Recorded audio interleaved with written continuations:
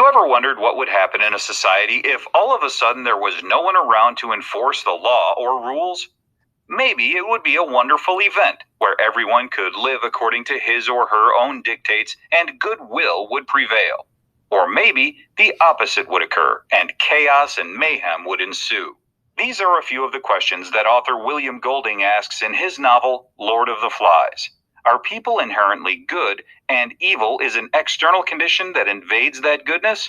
Or is evil an internal condition kept in check by the rules and norms of society? Golding wrote this novel as a response to Coral Island, an earlier novel that espoused the idea that people are basically good unless they are tempted by evil and give in to it. Golding, however, utilized the teachings of psychologist Sigmund Freud, who suggested that there is evil in everyone that must be kept in check by the conscience. Interestingly, if we look at Lord of the Flies as an allegory or cautionary tale, we can see elements of both sides of the inherently good or inherently evil argument around human nature.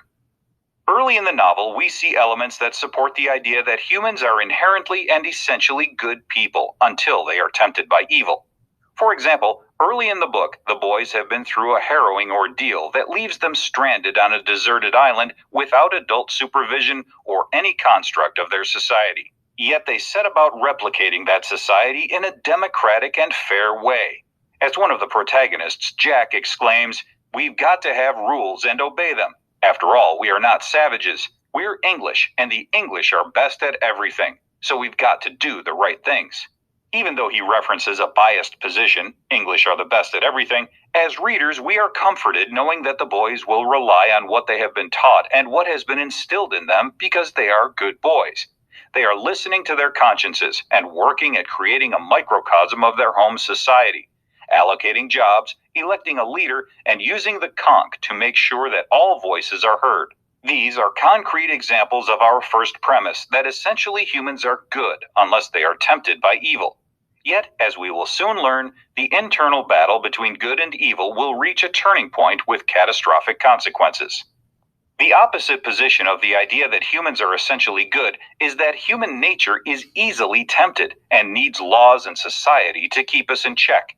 Since the boys' initial attempt to replicate their home society was successful, their descent into hedonism and loss of conscience is all the more striking.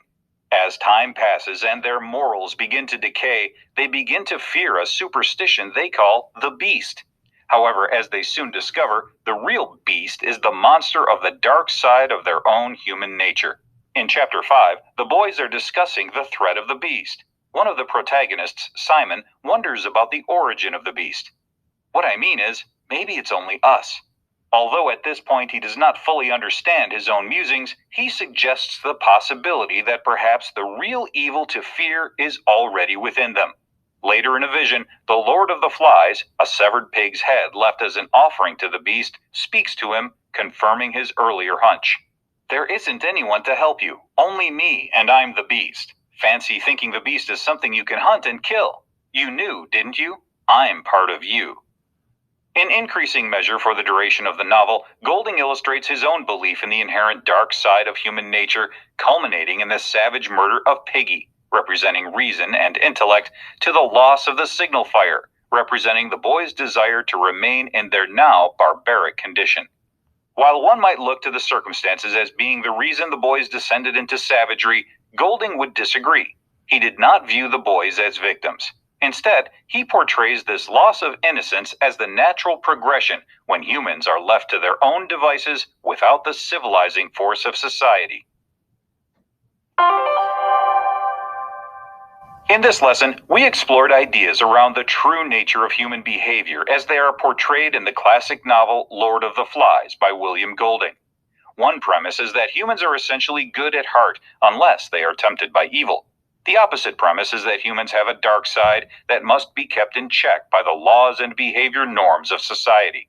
While the true nature of human behavior is most likely located between these two positions, Lord of the Flies urges us to look deep within our own natures and confront whatever beasts may be lurking there.